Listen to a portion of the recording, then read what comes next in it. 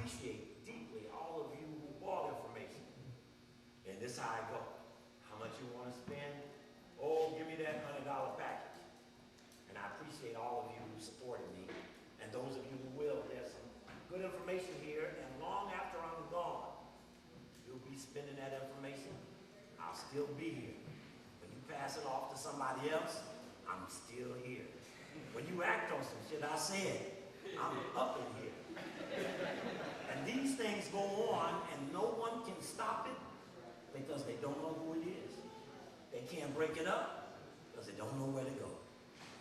And many times I'm in the airport, get into an airport, somebody go, I might not even know their name, but they gave me the code. That's the Bogart. They give me the code, I give them the code back. Much of what we'll talk about is about breaking code. Now I didn't see the flyer. Anybody got a flyer around here? A brother could bring me a flyer, but one they have, one I can have. Because I didn't have, I wanted to see exactly what it said, but does it say,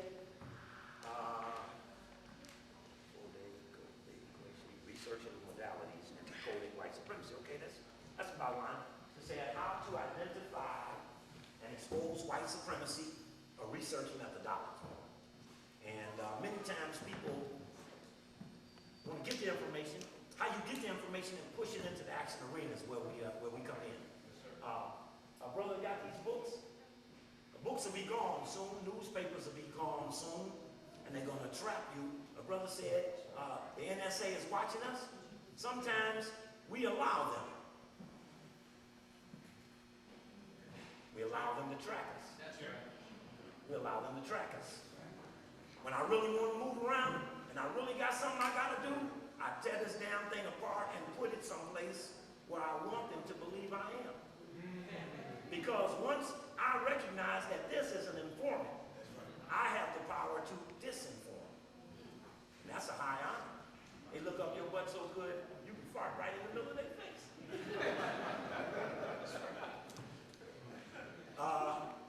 Your computer, that's an informant. One of the biggest ass informants out here is the internet. I don't know if they're watching you, but I know we're watching our damn selves with this stuff. Name of the black phone company that make the phones? Name of the black phone company that service the phone? Name of the black computer maker? Now, it almost was a revolution in February. You see, to have a revolution, you got to turn the damn TV off. When they figured out that the people they wanted to social control the most didn't have the decoder, they postponed the revolution. When the revolution comes, we turning off TV. That is the only thing that'll piss our people off enough. I say, give me 3 days of no TV. On the 4th day, they will be in the streets. And I swear to them that TV will be back as soon as we finish. But I would be lying. Television is one of the primary agents of social control. They can't live or work without it. And they so thought that they got to get up in your house with your television. Why do you think they all going digital? You know, that's what the phone game is. That's what the computer game is. How about barcodes? I remember in '89 giving a lecture, Beast in the 666, and it controlled them by itself. And they talked about barcodes. I'm asking people to resist the barcodes. But there was no movement against barcodes. It became on the products, Kroger in '72. Became on the ID, the magnetic strips, the holograms. You don't need an informant with technology. You will inform on yourself. Everything you do on a computer is sent somewhere. There was a man a couple of months ago named Tice, T-I-C-E, white man, to come out and say that I was involved with some programs in the NSA that, quote, monitored everything. Now, I don't want you to believe that 50 hunkies can monitor everything. They can capture the information, but it's not enough of them to watch it all. So what they do is, they key it up. You say Al-Qaeda, boom, the phone clicks into theirs. That's all you gotta do is say 9/11, click, your phone clicks into theirs. Say Steve Coakley, click, your shit click into theirs. I don't mean to scare you with that, but that's all right too. There's millions of them out there. They know that too. see if we can get into a little information here today. We're going to put some things on the, let's try to cut them out. Let's see how this works. We're going to see if we can put some things up there. Now, information is always moving. It's constantly evolving. And when you make an impact on something, you will in fact see information evolve. You see information unfold right in front of you. Thanks. And oh, I almost forgot the theme of tonight's lecture. This is the theme of tonight's lecture, and after I say it, after I show it, we're going to all say together, and all through this program, I'm going to remind you about what the theme of tonight's lecture is. Moses, you got it? This is Atlantic Magazine, January, February. It's half of Obama's face. The title of the magazine is The End of White America. Let's give it a hand.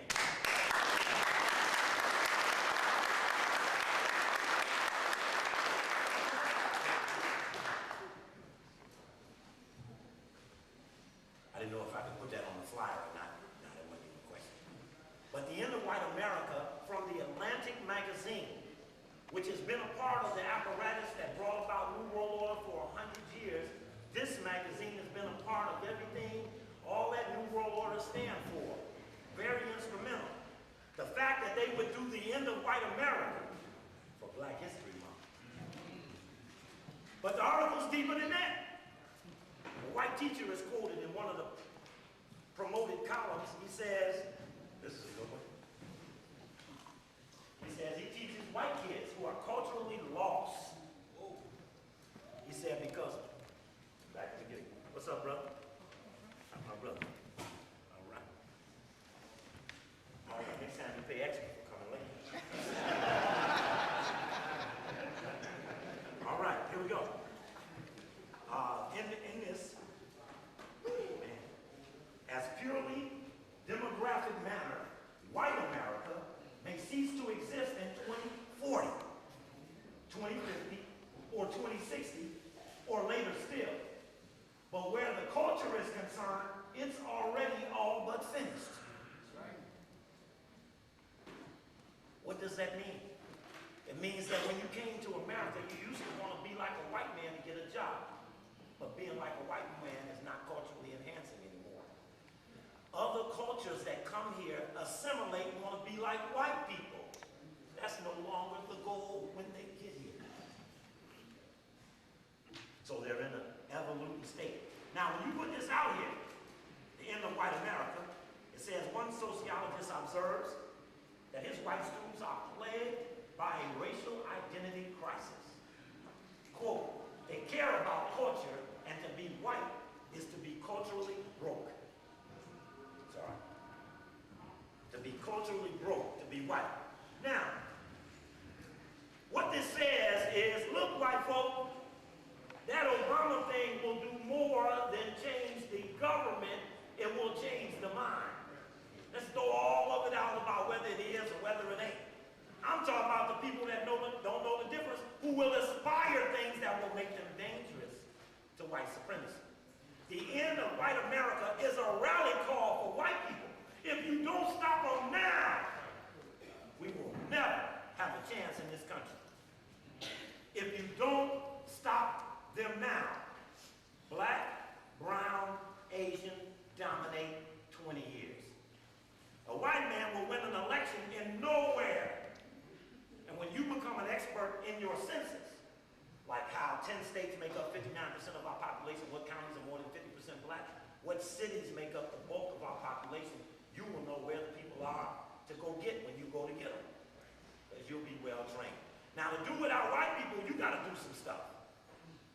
You got to build roads. You got to come up with traffic management. You have to run an airport. You'll have to fix the sidewalks and the streets. You'll have to trim the trees. And if you prepare for this responsibility, you will get it. But if you don't prepare, it won't ever materialize. Spirit